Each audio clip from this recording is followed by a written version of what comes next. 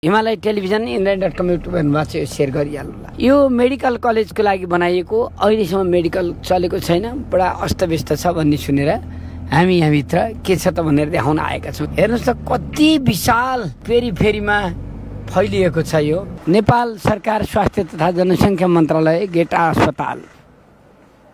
नमस्कार। यो गेटा अस्पतालमा हैन हजुर गेटा अस्पताल सुरु भइसक्यो यहाँ?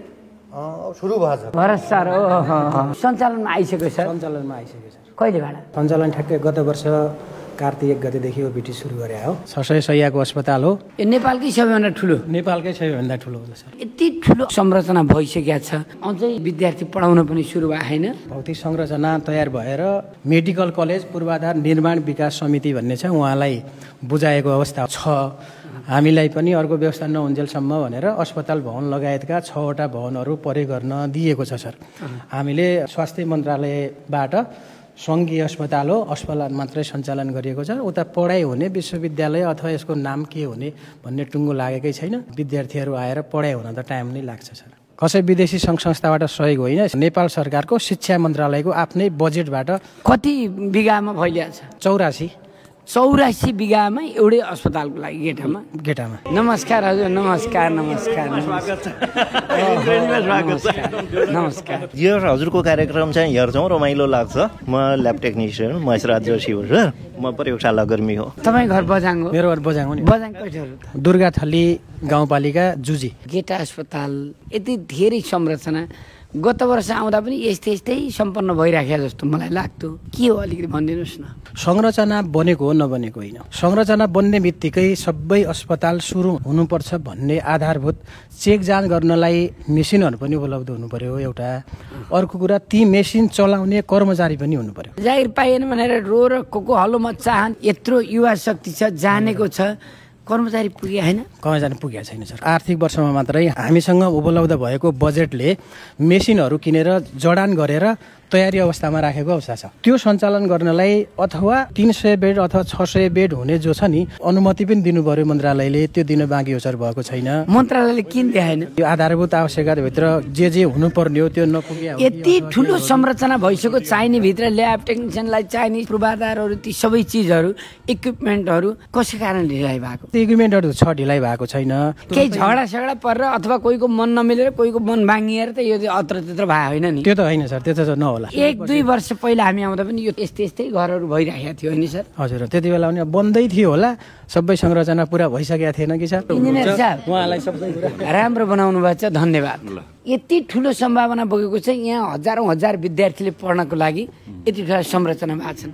के हो खास कुरो भनिदिनुहोस्। यहीँ नजिकै हिमाल छ, खोला छ, सबै छ होइन। हामीले उपयोग गर्न पाएको छैन भने संरचना बनाइयो, अब राज्यले पोलिसी बनाएर उपयोग गर्न जानेन भन्नु पर्यो। बनाउने बेला के सोचेर बनायो? सरले भने जस्तो मेन पावर कमी भनेको छ नि, कमी नै हो नि त मेन पावर। यत्रो ठुलो संरचना चलाउनलाई राज्यले पोलिसी नबनाइकन मेन पावर सबै पठाउनु। पोलिसी नै नबनाएर केही योजना नबनाइकन संरचना मात्रै कसरी बनायो राज्यले? संरचना बनाउनलाई चाहिँ तत्कालीन अवस्थामा सबै प्रदेशमा एउटा मेडिकल कलेज बनाउने भन्ने राज्यको जो नीति थियो, त्यति बेलाको नीति अनुसार मेडिकल कलेजहरू बनाउने सुदूरपश्चिमबाट सुरु गर्यो भनौँ न त्यतिखेर। किनभने अन्ततिर अलिअलि प्राइभेट सरकारीहरू छँदै थिए, सुदूरपश्चिममा चाहिँ प्राइभेट पनि थिएन, सरकारी पनि थिएन। त्यो अवस्थामा चाहिँ सुदूरपश्चिमबाट बनाउन सुरु गर्ने भनेर बनायो र त्यो बनाउने जिम्मा चाहिँ तत्कालीन अवस्थामा पहिलादेखि यो एकाडेमिक पढाउने कुरा, मेडिकल कलेज कुराहरू यो शिक्षा मन्त्रालयले हेर्छ, युनिभर्सिटीहरूले हेर्छ भन्ने कुरा यो शिक्षाविदहरूले भन्दै आएका कुरा हो नि त।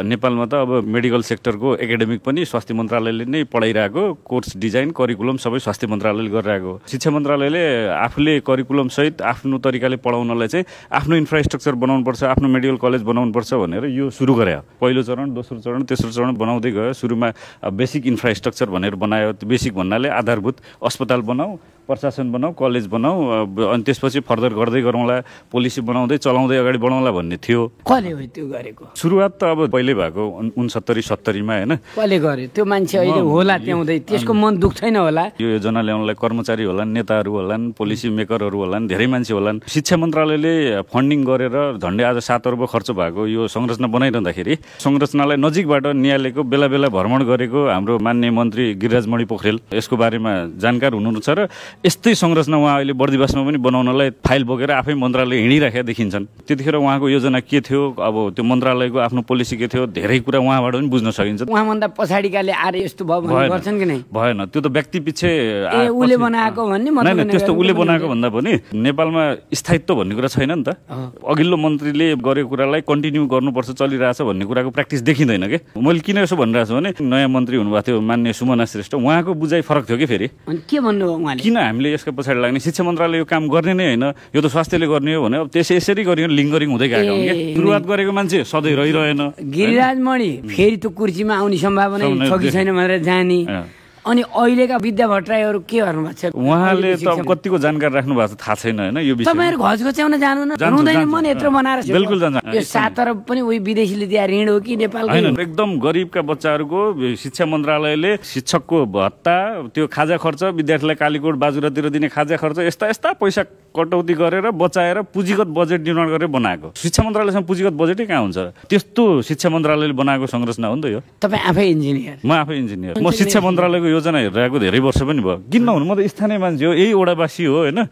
यो चल्नुपर्छ, यसको पोलिसी बन्नुपर्छ भनेर म त मनमा नै, मलाई त राति निन्द्रै लाग्दैन। यत्रो संरचना बनाइयो, अबको 5 वर्षमा चलेन भने यो फेरि सफा सुकर नहुने भूत बङ्गला बन्छ। त्यो त भनिहाल्नु भयो तपाईँले, बन्छ। 1.5 वर्षदेखि उहाँकै कुरा सुनेको छु, मलाई पनि लाग्छ सर नलाग्ने। साँच्चै हो, उहाँ पहिला जगदेखि नै सुरु गर्नुभएको मान्छे हो। डाक्टर सुशील रावलको कुरा मैले अस्ति मिड सिटीमा सुनेर आएको थिएँ। उहाँसँग कुराकानी भइराख्दाखेरि गेटा अस्पतालमा तपाईँ पुग्नु होला। त्यहाँ पुगेर यो देखाउनुहोस्, घचघच्याउनुहोस्, कृष्ण कणेलजी हेर्नुहोस् त, त्यति ठुलो विशाल संरचना भयो। आज विश्वका विद्यार्थी नेपालमा पढ्न आउनु पर्थ्यो, त्यहाँबाट मेडिकल शिक्षा लिएर अथवा डाक्टर बनेर जानु पर्थ्यो। यस्तो राम्रो फ्यासिलिटी होस् कि आज मेदान्त अस्पतालमा, अरू विभिन्न भारतका अस्पतालमा 80% नेपालीहरूको स्वास्थ्यको पैसा जति त्यहाँ गएको छ। यहाँ अति दक्ष डाक्टर राख्थे र यति नजिक उर्वरशील खेतबारी चारा छ, सस्तोमा कहाँ हुन्छ त उपचार भन्दा नेपालमा त्यही पनि कहाँ छ त अहिले तयारी? गेटा अस्पताल भनेर यो जाने अवस्था बनाउने कहिले? यसलाई कसरी व्यवस्थापन गर्ने र यहाँबाट कसरी लाभ लिने? राज्यको यत्रो लगानी भयो, के छ सुझाव? ल भन्नुहोस्। मेरो सुझाव चाहिँ के हो भने, कुनै बेला कर्णाली भन्थ्यौँ नि हामी, तपाईँ कर्णालीवासी हो होइन। अहिले सुदूरपश्चिमभन्दा धेरै फड्को मारेर देखिन्छ कर्णालीले, शिक्षामा, स्वास्थ्यमा, इन्फ्रास्ट्रक्चर, खेलकुद सेक्टरमा। नेताहरूमा इच्छा शक्ति भयो भने मजाले हुँदो रहेछ नि त। ठाडो इक्जाम्पल हामीले कर्णाली प्रदेशलाई लिन सक्छौँ। त्यो हेरिकन सुदूरपश्चिम त पहिला कर्णालीभन्दा अलिकता सम्पन्नै हो, तर आज 7वटै प्रदेशमा सबैभन्दा पछाडि सुदूरपश्चिम किन पर्यो? स्वास्थ्यमा तपाईँले डक्टरको कोटा हेर्नुहुन्छ, अहिले कर्णालीमा हामी 60,000 बराबर एकजना डक्टर पाउँछौँ भने हाम्रो सुदूरपश्चिम अहिले 1,20,000 बराबर एकजना डक्टरमा छौँ हामी होइन। तपाईँलाई डाटाहरू अझै पनि खोज्नु होला। यहाँ एउटा पनि मेडिकल कलेज छैन सरकारी, र यहीँ नजिकै 10 किलोमिटर तल धनगढी जो अस्थायी सदरमुकाम हो सुदूरपश्चिमको, झन्डै दर्जनवटा प्राइभेट हस्पिटल फस्टाइरहेछन्। 50 किलोमिटर वरिपरि के छन् होइन।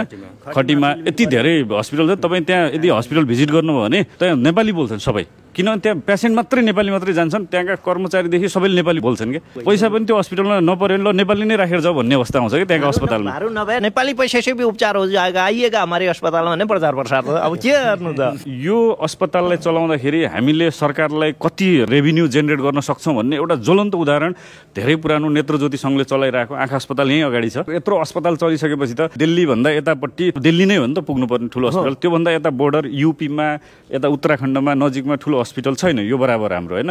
यो स्ट्यान्डर्ड जो मेन्टेन गरेर बनाएको, जो इन्टरनेसनल लेभलको क्राइटेरिया मिट हुने गरेर बनाएको, यो अस्पताल चलायो भने सुदूरपश्चिम मात्र होइन सिङ्गो राज्यलाई नै ठुलो रेभिन्यू जेनेरेट हुन्छ। शिक्षा मन्त्रालयले बनाएको यो नमुना सायद शिक्षा मन्त्रालय यत्रो कहीँ पनि बनाएको छैन। एकदम यस्तो संरचना यो इतिहासमा भूत न भविष्यत अहिले बनायो। सुमन श्रेष्ठ पनि स्वास्थ्य राज्य मन्त्री भएको बेला उहाँ यहाँ आएर जानुभयो शिक्षा। अनि के भन्नुभयो उहाँले चाहिँ अब यो पूर्वाधार देखेर लोभिनु म जस्तै त्यति हो।